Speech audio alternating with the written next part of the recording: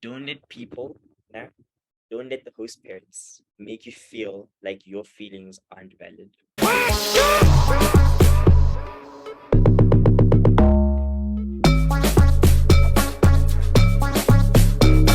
How's it? Hi, how are you? Feeling yourself? I'm sick right now, but pushing through it. But thank you for taking time out of your evening to come chat to me about your au pair experience. I really appreciate it, especially having a male perspective or having a male come forth and tell their experience. I appreciate it. Nah, it's no problem. I was actually very excited to talk about it because you didn't actually talk about it a lot. So Yeah. yeah. Okay. So I just want to say that you can disclose how much information you want. You can, share how much you want, but I'm just going to ask for transparency and honesty. So, yeah. And 100%. then okay, so I have a list of questions here I'm going to ask you, and then first of all, how long were you an au pair, a bro All pair? right. All right. So I started in December 2020, right? And then ended in October 2021. So from the 20th of December to the 22nd of October 2021. So Okay, so like a year was pretty much. yeah, like 10 months more or less.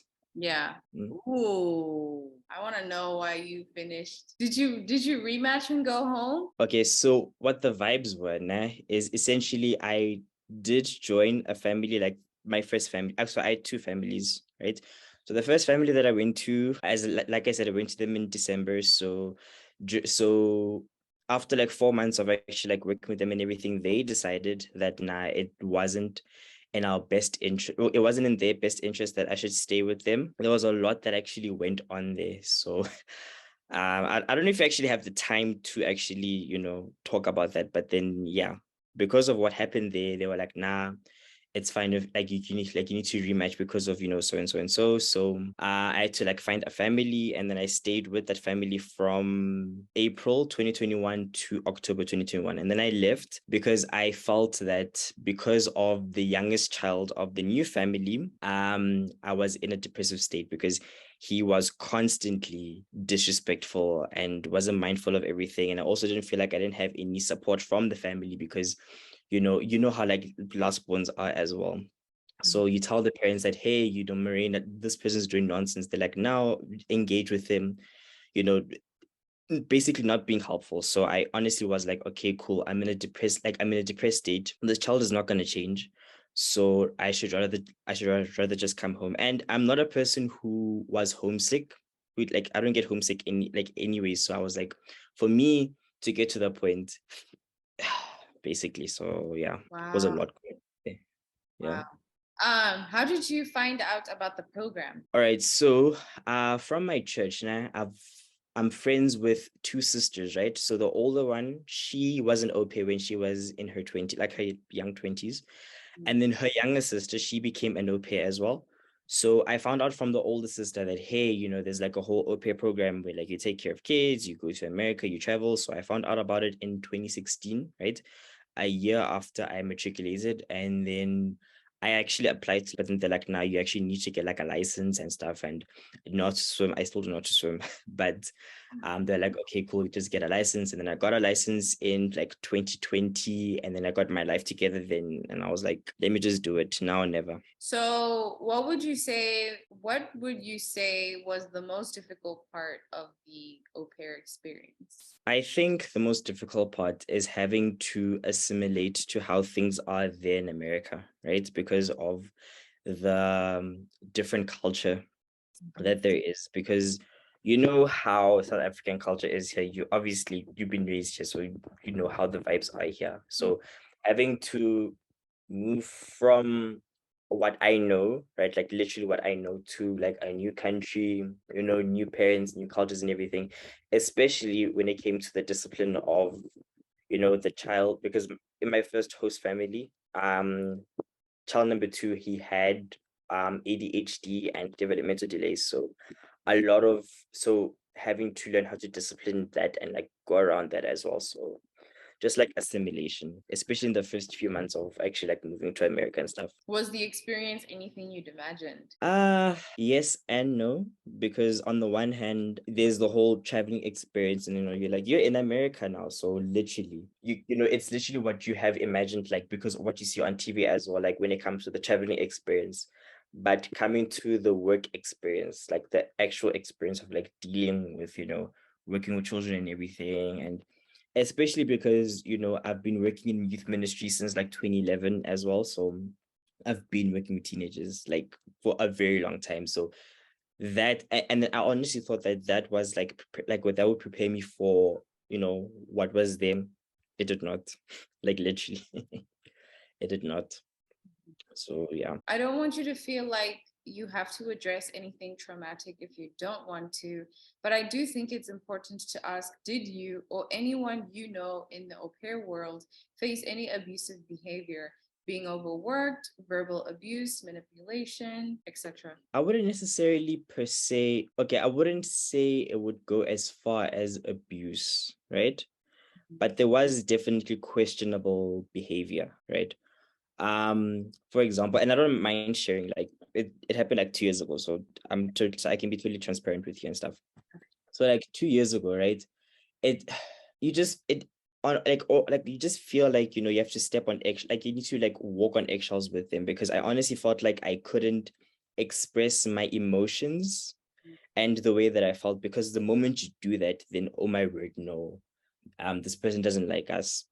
We're gonna have to rematch. So literally, and I don't even know if and I'm not gonna say that like what happened is the reason why I actually rematched with the first family, but then I felt like the moment I actually was comfortable sharing my emotions and like feelings with, my first host dad and everything, literally 2 weeks later, I got asked to rematch on a Sunday morning. So I just felt like, you had to constantly walk on eggshells. And it's not just with me as well, but then like with other South African au pairs as well, where the host moms would go crazy. It was I experienced the same. It's like it's not home. It's not your home. It's other people's home. You technically at their mercy because if you do something wrong, how next thing you know, you could back out the. So no, I understand what you're exactly saying, because I also felt like I had to step on eggshells for a decent amount, both families that I had, because it's still that thing, yeah, you're a stranger. It's still that thing, yeah, literally, if you mess up or say one thing wrong, or if you can't be 100% comfortable because you work where you live. So I understand what you're saying. And then also for me as well, it actually goes deeper, because now with the first host family, I was friends with the host dad, right? We had like a pretty close relationship because of we've got the same sense of humor, so we got along. And then like with your friends, you actually, part of being friends with someone, you actually, talk about your feelings, and you actually like, offload and stuff. So me offloading in that capacity, I honestly couldn't feel like I could do it, because now, as much as he's my friend and everything, he is literally the father of this household. He's the father of these kids in as well. So, they come first essentially, you know what I'm saying? So yeah. So now So it's do like you this. feel, well, that's how you feel, that because you were sharing and you were offloading and you could, or essentially he was your friend, you felt comfortable in opening up. But do you feel that whatever you may have said, because I don't know what you possibly could have said, like when you opened up, did you say, oh, your kids are like horrible, or like what was the context of the information that was shared? Okay, so in the beginning, right? It used to be in the context of these kids are, they're going crazy, they're, being disrespectful, whatever. And because of that, sorry, that was a burp. So in that context, right, it would be in the context of, okay, I am reporting you to your parents because you are going crazy, and then like your parents need to actually correct your behavior, right? But then I had a rematch scare sometime after that. And then after that scare, I was like, okay, cool.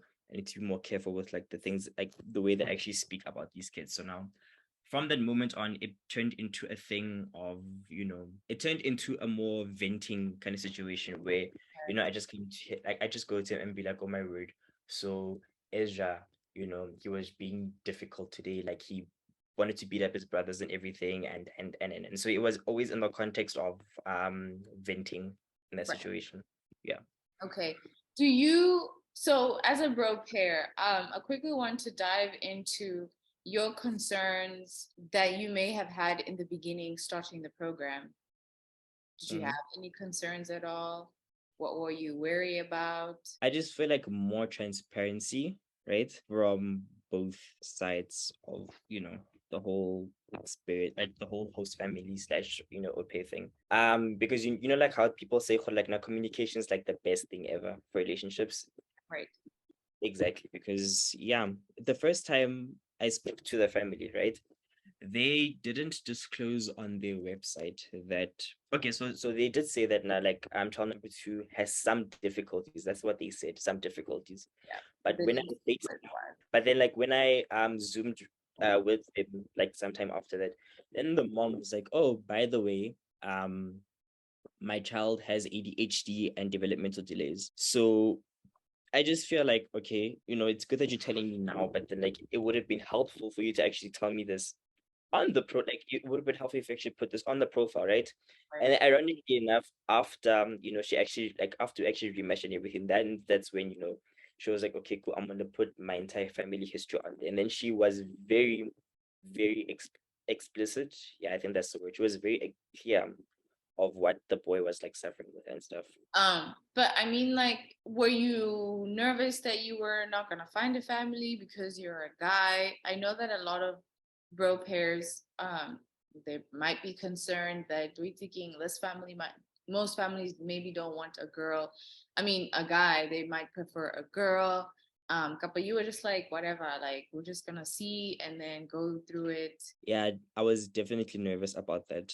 And whenever I'm nervous, I actually, try and put in I try and justify, that nervousness essentially because I did okay, so I applied in August, right?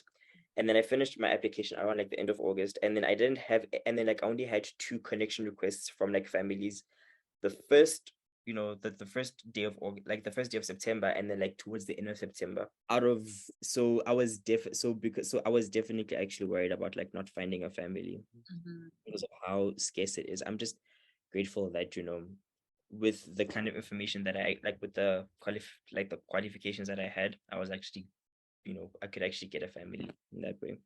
What was the pros, the good things about the program for you and your experience? Definitely the first one is going to America because that was me, going on a plane for the first time. I was 22 years old. I was like, okay, cool. We're going to climb planes, we're going to fly across the oceans, get there, experiencing snow for like these little experiences that people take advantage of every day. So, snow, for example, I saw snow for the first time. Okay, not the first time, but like I saw snow like a lot of it and yeah, Starbucks being like like 5 minutes away from my house because literally here in South Africa now, it's like a 30-minute drive to the closest Starbucks thing. So yeah, just America, experiencing Amazon for the first time, first day shipping, just so yeah, it was those things. So went to America so much so that even though I was only there for less than a year,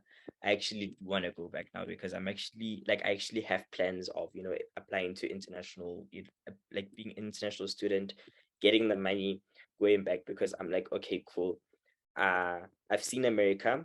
America may have its own problems and everything. We all know because it's all over the internet. But now I actually want to be like, okay, cool. This is where my heart is now. So yeah. Okay.